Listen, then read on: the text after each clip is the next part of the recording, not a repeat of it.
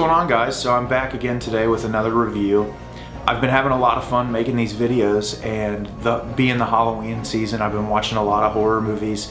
Obviously, I've done a couple ranked list videos, some classics. I wanted to take some time today to review a movie that actually came out just this week. So I want to start off by saying I really enjoy the VHS series of movies, with the exception of Viral, which is just garbage.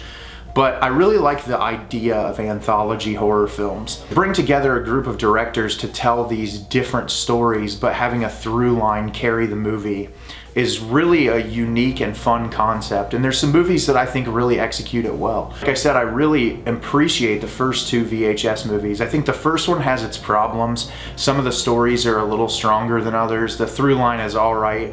The second one really improved on it, took their time to make sure that all the stories worked, that the through line was really interesting, and it's honestly one of my favorite found footage-esque anthology horror movies out there. VHS 2 is really, really great. There's some other movies like Southbound, and obviously you have like a classic like Creepshow or Tales from the Hood, different kind of movies like that. I think VHS is a really cool, modern anthology horror series, and I was really excited to hear about VHS 94 coming out on Shudder. I've talked about Shudder before. I really like the streaming service. I think that they put some great movies out there. And so I was really looking forward to watching VHS 94 because they brought back a lot of the filmmakers from the first two. I really liked their segment. So yeah, I just watched VHS 94, and honestly, I left feeling pretty underwhelmed. I'm not sure if I just hyped my expectations up a little too much because of what it is, but having the same creative team on board for this movie that were in the first two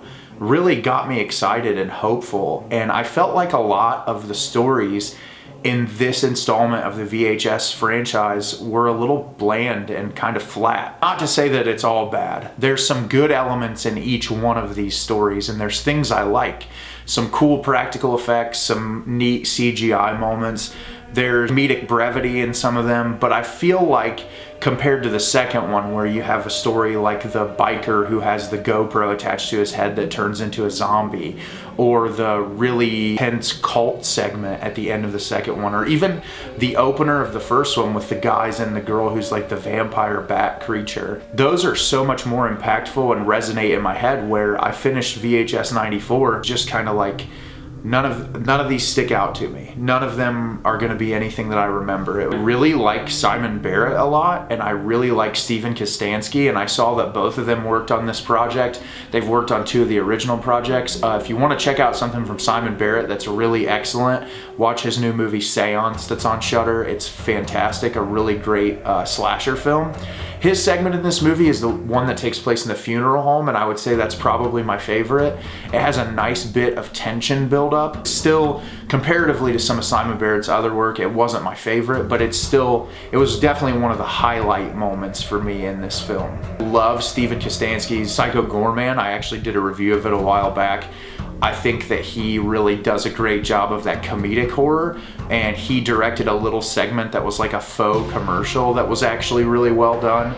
But aside from that, I felt like a lot of this movie was just wasted opportunity. There's a really cool segment in it about this crazy lunatic doctor who's doing these experiments on people. The third act of that installment is really great, but I felt like it was so tonally inconsistent. The character is kind of, underexplained, and it just wasn't enough to leave me wanting to revisit it again. The whole through line of like the drug bust going on and like these people going through was a little less engaging and suspenseful than the first two, and the twist of the third act was kind of just like, okay, that feels kind of like a gimme in my opinion.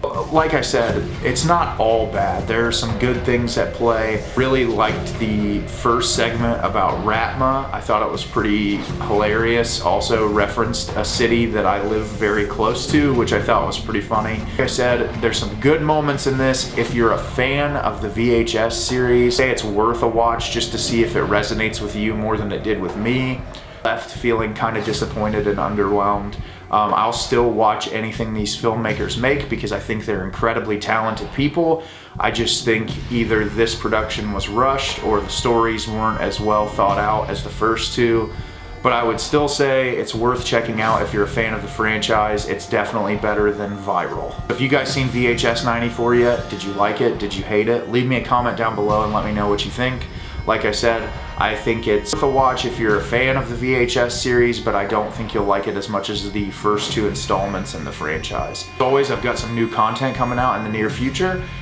If you want to leave a comment down below and let me know if there's anything you'd like me to review, I always have a fun time doing that. Subscribe to the channel if you haven't already. It lets me know that you're enjoying the content I'm making, and I thank you so much for watching, guys, and have a great rest of your day.